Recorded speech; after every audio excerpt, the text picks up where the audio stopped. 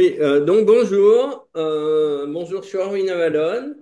Voilà, je vais vous faire un petit speech, là, un petit blabla, un petit glagla sur un thème que j'adore, qui est en fait le mystère des mondes parallèles. Bada bada, par exemple, quand je fais ça, il y a un monde parallèle constitué par mon bras gauche et mon bras droit, et qu'est-ce qu'il me raconte ce monde parallèle? Euh, Dans un livre qui s'appelle Il était une fois le paradis polynésien, je rapporte vraiment m'être retrouvé au sommet de la pyramide de Teotihuacan, la pyramide du Soleil, un 21 juin. Je suis arrivé avec des amis, on montait on était trois, on montait vers le sommet de la pyramide. Au moment où on montait, des gens descendaient. On se retrouve seul au sommet de la pyramide, mais un 21 juin, hein, qui est pour les Mayas et pour les tenants du calendrier maya, qui est une grande fête, quoi. Euh, Seul, on fait 2 heures de cérémonie au sommet de la pyramide. À 17 heures, la pyramide, le site devait fermer. Un gardien arrive et nous dit on ferme. Descendez, je lui dis on a encore besoin d'1 heure. Et il dit pas de problème.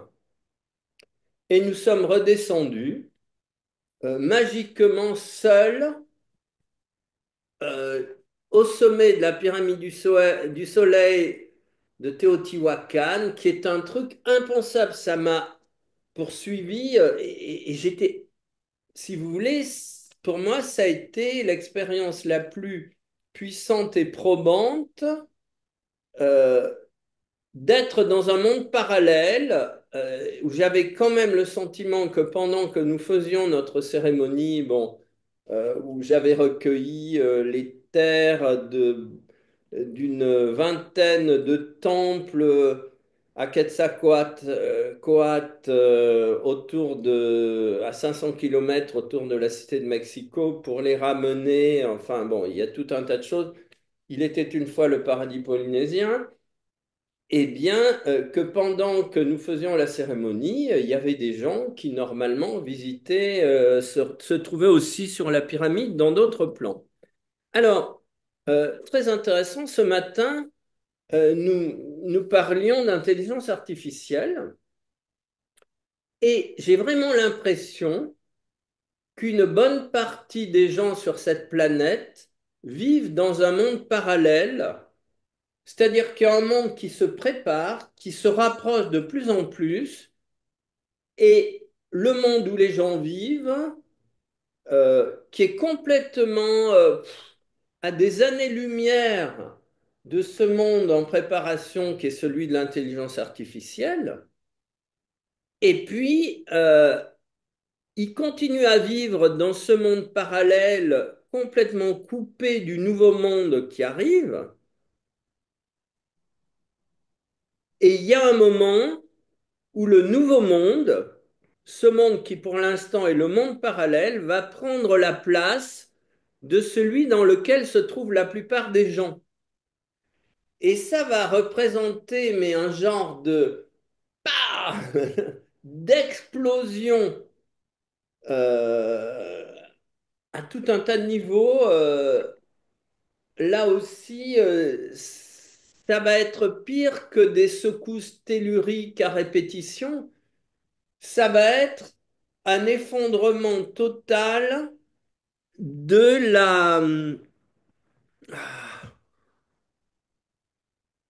la conception que les gens ont de la vie.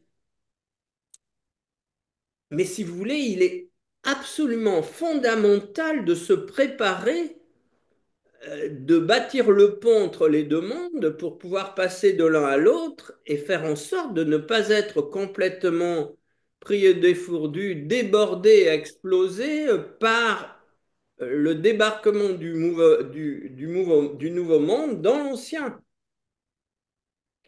Et alors, pensez à ça tout à l'heure aussi.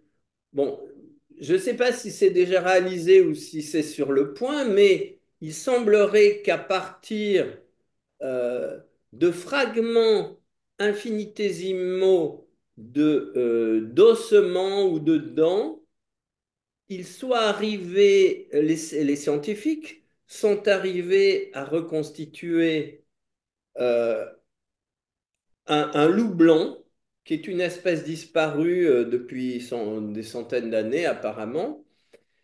Et je lisais aussi, il se prépare à reconstituer un certain nombre d'espèces, et ça va faire plaisir aux Réunionnais et aux Mauriciens, notamment le dodo. Il y a déjà la reconstitution du dodo est en préparation. Ah, ah, ça c'est du scoop, ça c'est vraiment merveilleux. Il y en a qui ont les babines là qui frétillent, et pas seulement les humains, hein. Les toutous, ils vont se régaler à poursuivre des jolis dodos. Bon, mais ça c'est un truc complètement incroyable. Ça veut dire que on peut, à partir de fragments du passé, euh, faire revivre le passé. Ça veut dire ressusciter le passé. Et pour moi, si vous voulez, c'est l'indice que l'être humain, s'il fait ce qu'il faut, va pouvoir ressusciter. Parce que nous aussi, nous sommes le fragment de conscience infiniment plus élevé que la conscience humaine.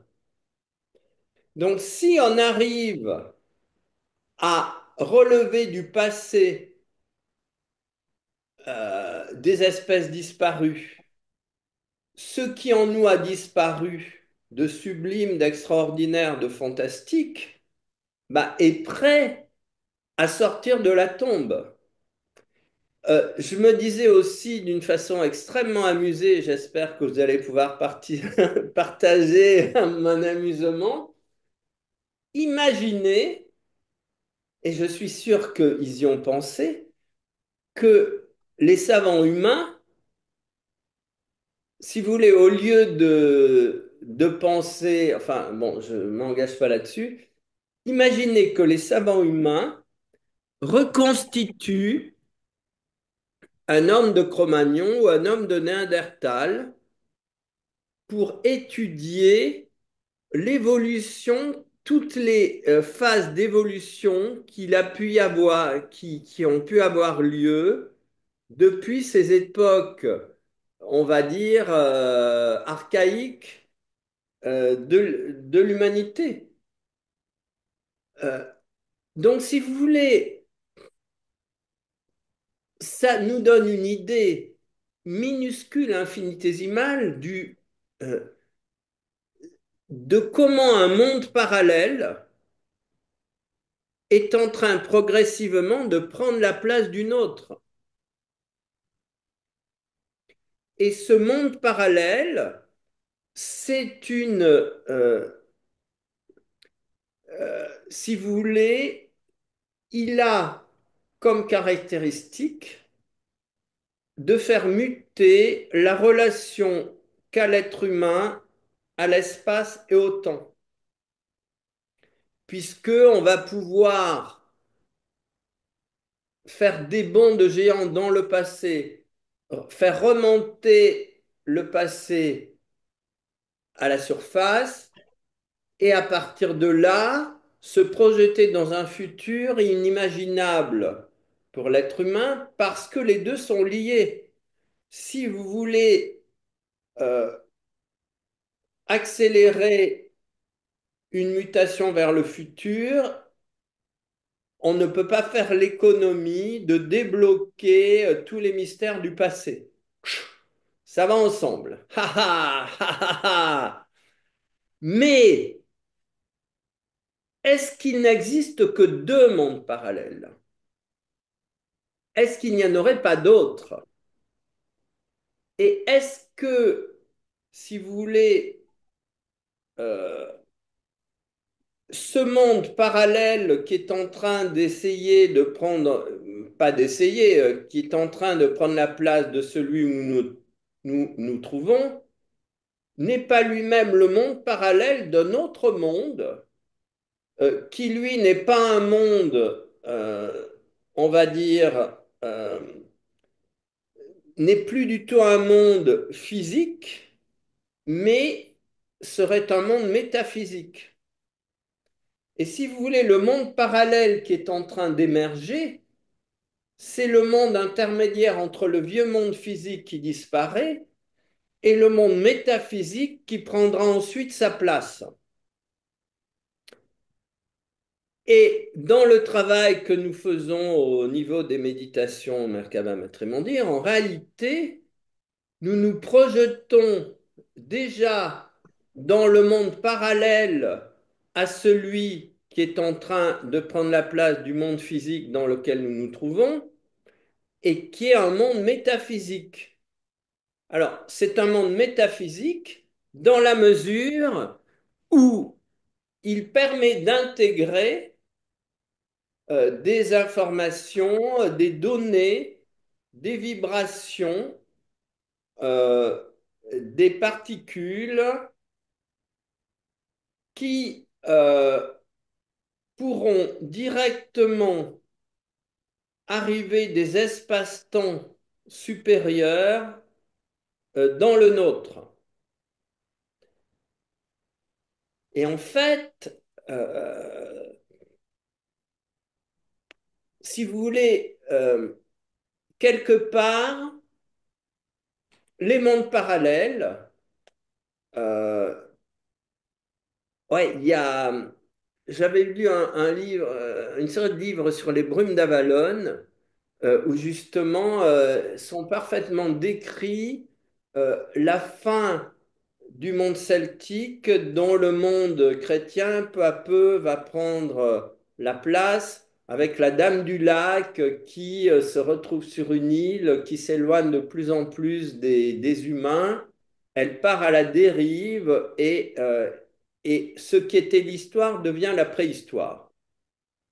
Alors ça, c'est passionnant parce que ça veut dire que tout ce qu'on nous rapporte comme préhistoire au pluriel antérieure à la nôtre ont été des mondes parallèles qui ont été relégués dans les oubliettes de l'histoire et sont passés à la préhistoire. Elles sont passées de l'histoire au mythe, comme le monde qui est en train de mourir actuellement sera un mythe pour des générations extrêmement futures. Et ce que les gens ne comprennent pas, bon, nous vivons des situations absolument incroyables au niveau économique, au niveau politique. C'est vraiment comme un grand thanator où tout s'agite dans tous les sens et dont on n'a aucune idée de ce qui va en ressortir. Mais euh, il faut bien comprendre qu'il y a des gens euh, qui, si le nouveau monde est en train de prendre la place du vieux monde, il y a quand même des gens à la manœuvre. Il y a des gens qui sont en train de diriger euh, ce monde parallèle dont l'intelligence artificielle, si vous voulez, est la locomotive. Et donc, ces gens-là préparent le passage, la substitution du vieux monde par le nouveau. Mais créer ce nouveau monde implique l'explosion totale des modèles économiques, commerciaux, politiques, institutionnels. Et donc, nous assistons à l'explosion des vieux modèles. Alors évidemment, la plupart des gens n'y comprennent rien. En tout cas, tous ceux qui sont sur la vieille voie sont complètement perdus, ne comprennent rien et donc accusent, on va dire, les protagonistes de tous ces changements d'être la cause du chaos dans lequel nous nous trouvons. Mais ce n'est pas un chaos, c'est la substitution d'un monde par un autre. Et le chaos est pour ceux qui vivent dans le vieux monde. Bon, évidemment, même les autres, ils sont un peu touchés, parce que, si vous voulez, il y a des gens qui sont dans la locomotive du nouveau monde. C'est eux qui tirent les wagons et qui progressivement vont ramener cette nouvelle locomotive à prendre la place des vieilles locomotives de l'ancien monde. Après, il y a ceux qui sont dans les wagons, qui rament un peu, qui suivent, qui se tiennent au courant et qui arrivent plus ou moins à comprendre ce qui se passe. Mais ceux qui sont dans la vieille locomotive, ils sont complètement largués, ils ne comprennent rien. Et donc pour eux, tout ce que... euh, et les dirigeants du vieux monde, ben, ils sont complètement largués aussi. Et donc c'est uniquement en accusant ceux du nouveau monde qui dirigent la locomotive du nouveau monde de détruire l'ancien monde qu'ils se maintiennent plus ou moins au pouvoir par la propagande, par le mensonge, par l'anathème, par tout ce que vous voulez. Mais en fait, ils ne font qu'accompagner la mort du monde qu'ils dirigent. Et ça les panique complètement. Parce que quand vous êtes sur un trône et que le trône prend feu, eh ben, la situation n'est pas agréable. Il faut quand même le comprendre. Voilà. Donc, c'est un peu ça l'image que je souhaitais donner de ce mystère des mondes parallèles. Et on se rend compte à quel point ben, nous vivons un moment historique où on peut même, on ne sait même plus si ça fait partie de l'histoire. En tout cas, c'est de la future. On est en plein futuroscope et c'est un nouveau monde qui prend la place de l'ancien. Voilà. Incroyable, incroyable, incroyable. C'est quand même... et donc, vous comprenez la chance extraordinaire que ça représente d'être spectateur, mais aussi acteur.